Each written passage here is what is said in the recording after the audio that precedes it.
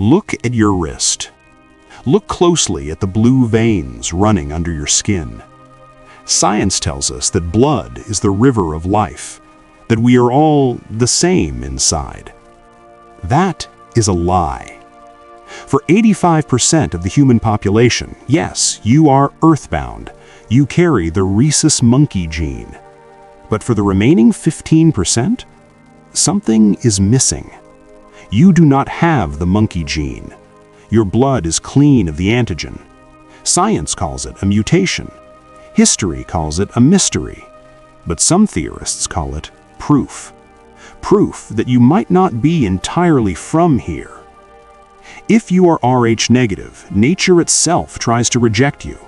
A mother's body will attack her own unborn child as if it were a virus. Why would evolution create a mechanism to kill its own offspring?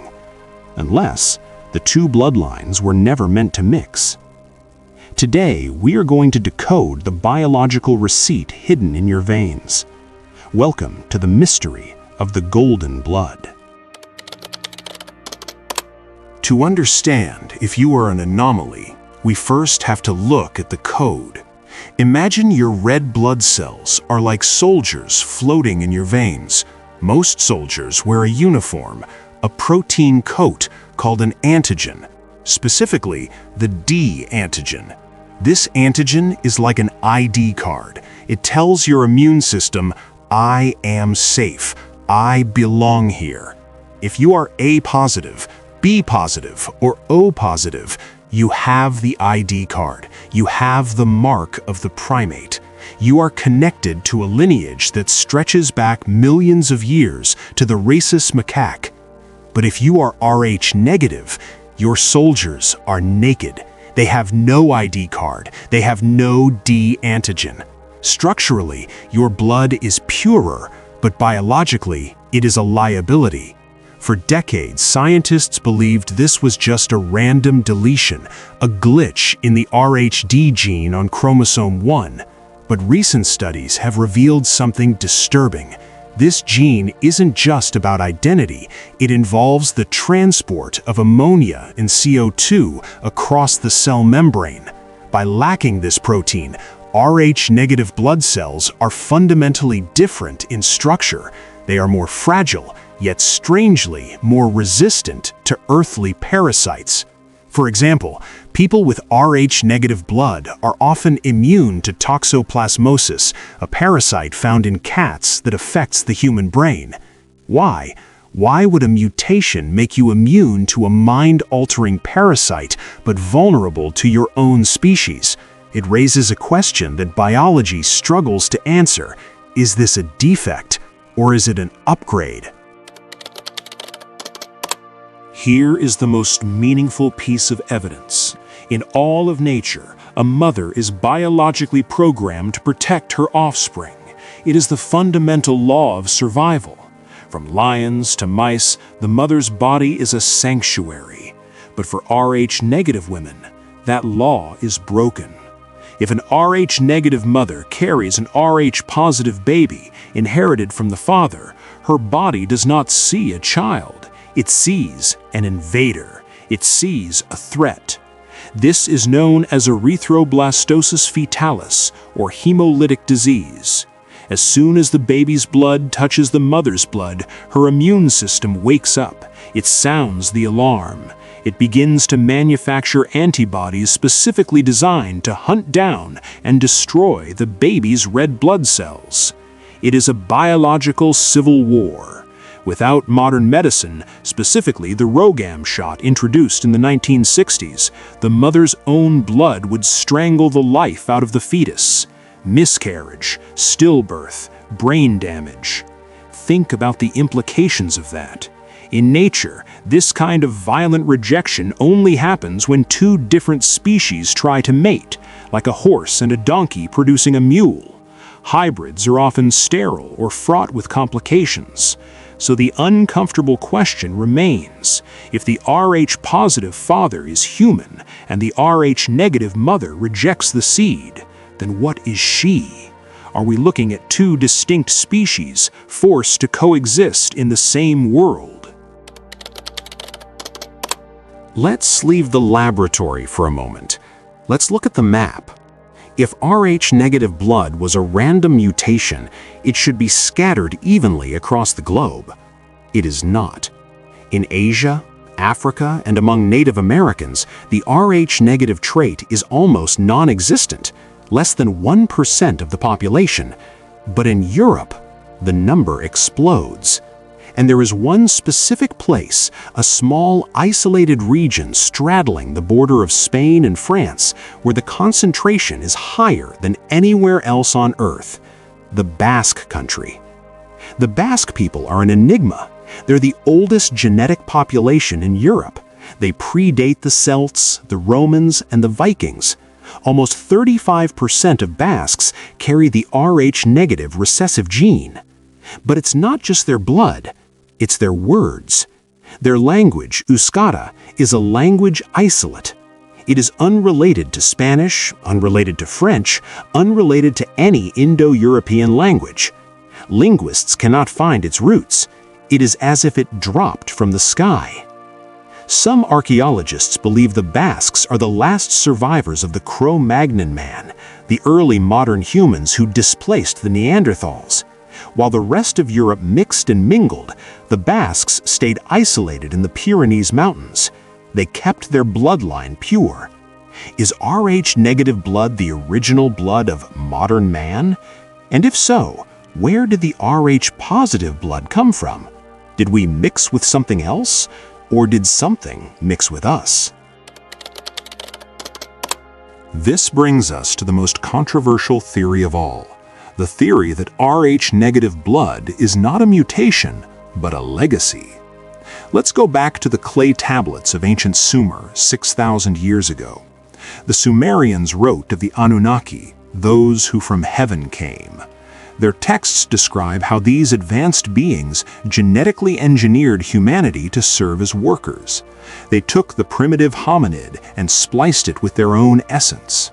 But maybe, just maybe, they left a part of themselves behind, a royal bloodline, a lineage that did not carry the earthly primate gene.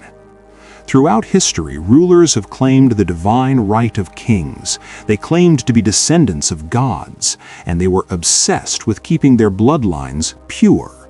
This is where we get the term blue blood.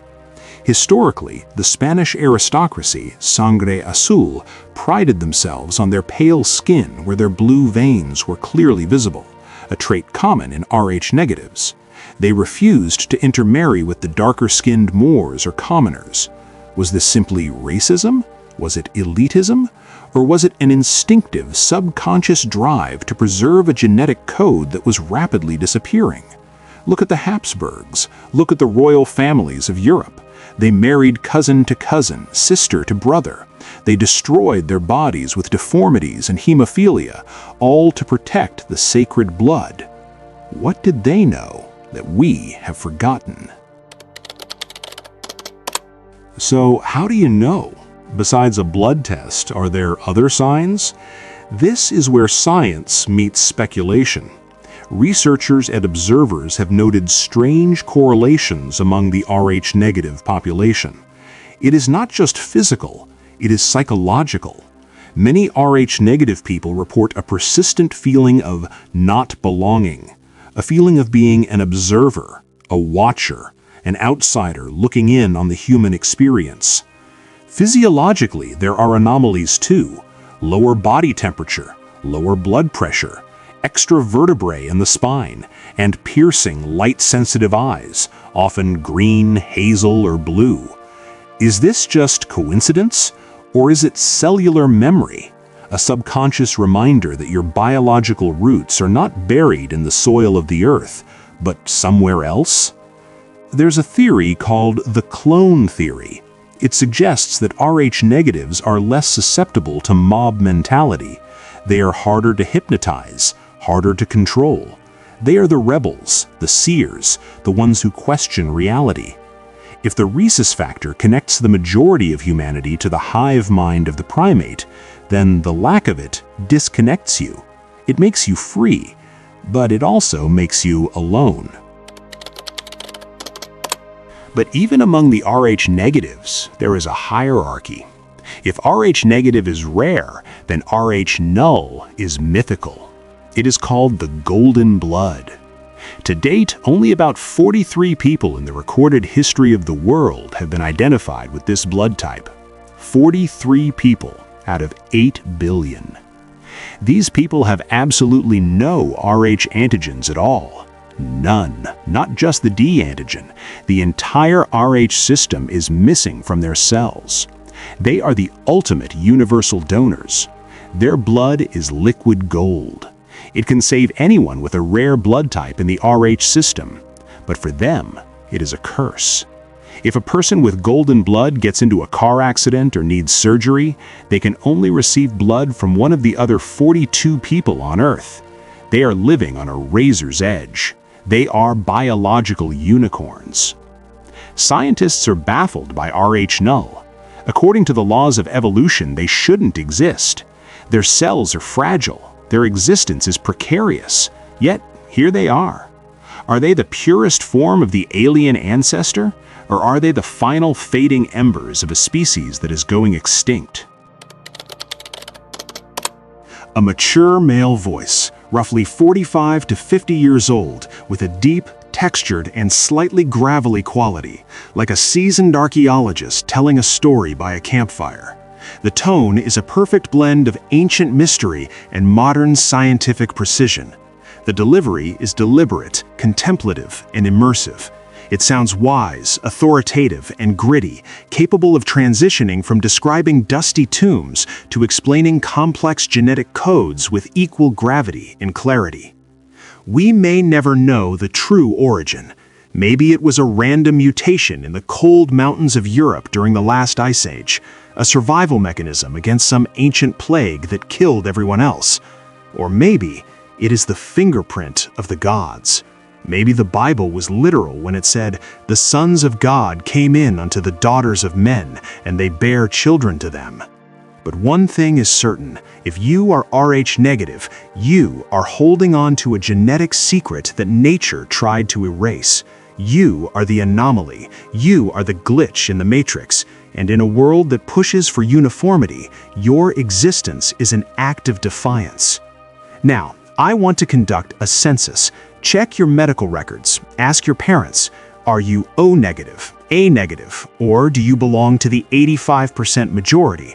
Tell me your blood type in the comments below, and more importantly, tell me if you feel different. Do you have the lower body temperature? Do you have the feeling of not belonging? Let's see how many of the lost lineage have found their way to this video. And if you want to dig deeper into your own body's mysteries, watch this video on the wolf gene. Your eyes might be just as alien as your blood. I'm Lost Origins. Stay curious and keep digging.